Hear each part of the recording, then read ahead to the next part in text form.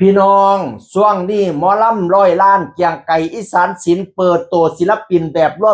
วมีแต่เบอร์ต้นมีแต่เบอร์ละอันดับหนึ่งทั้งนั้นเลยตั้งแต่วันที่25นั่นเปิดไปก็เปิดตัวนางเอกเด้นางเอกนางเอกน้ำเพชรอุทุมพรเมื่อนั้นเปิดตัวน้ำเพชรพี่น้องเอ๋ยน้อยบ่ทันโดนมาเปิดตัวพระเอกอีกบัดนี้เนี่ยหมออันสุดแสดงหมออันสุดแสดงปาดมีแต่เบอร์ใหญ่ๆมีแต่ผู้ดังๆพี่น้องเอ๋ย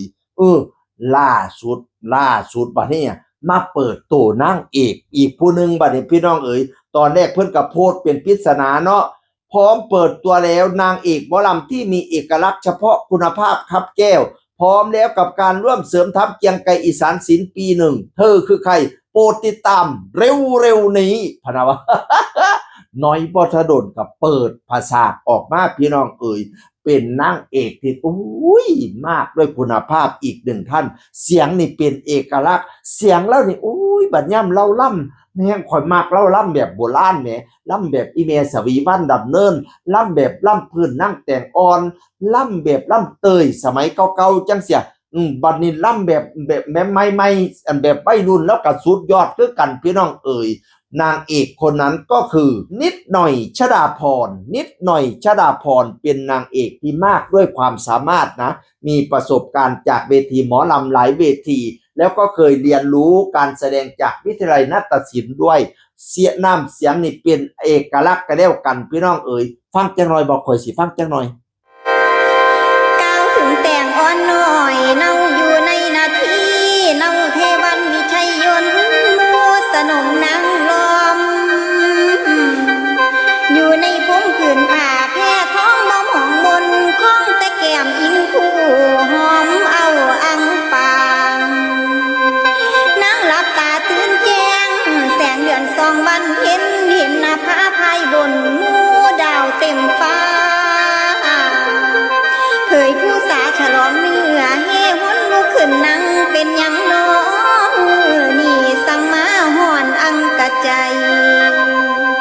นับแต่ไว้ดวงขามถึงเพศไรสาวบ่เคยมีมนทินมองมาก็กวนใจน้องให้หลงไหลไปในเรื่องกรรมมาคุ้มหลงลูบอยู่ทางทรงสืบสางสินแก้วเข้าใส่ตัวถูกคำเศร้าเพียงคำบ่ละบาดบัดนี้ลาหูแซมหน่วยพระจันทร์ห้องละฟังหลายบ่ได้มันติดลิขสิทธิ์ เสียงดีอีหลีพี่น้องเอ๋ยนิดหน่อยชฎาภรณ์นิดหน่อยนี่ก็มาจากกาฬสินธุ์หมออันสุดแสดงก็มาจากกาฬสินธุ์ป๊าดอันอย่างไกลนี่มักไปหาเอาคนอยู่แถวกาฬสินธุ์เนาะ เราก็มารอติดตามตอนต่อไปอุ้ยมีสิมาเปิดอีกสิมาเปิดหน้าพระเอกอีกบัดนี้เนี่ยพร้อมแล้วพระเอกหมอลำหน้ามนพร้อมแล้วกับการร่วมเสริมทัพเกียงไกรอีสานศิลป์ปีหนึ่งเขาคือใครโปรดติดตามเร็วนี้พระเอกหน้ามนแม่นผู้ใดล่ะพี่น้องพระเอกหน้ามนโอ้ข้าสิว่าข่อยนี่ก็บ่หน้ามนปานใดคือสิบ่แม่นข่อยดอกพี่น้องเพราะว่าเพิ่นบ่ได้ติดต่อข่อยมาเที่ยว รอติดตามว่าพระเอกหน้ามนต์สิแม่นไผโอ้ส่วนใหญ่เราไปเอามาแต่เบิดต้นเนาะ สรุปแล้วหมออันมานิดหน่อยชฎาภรณ์มา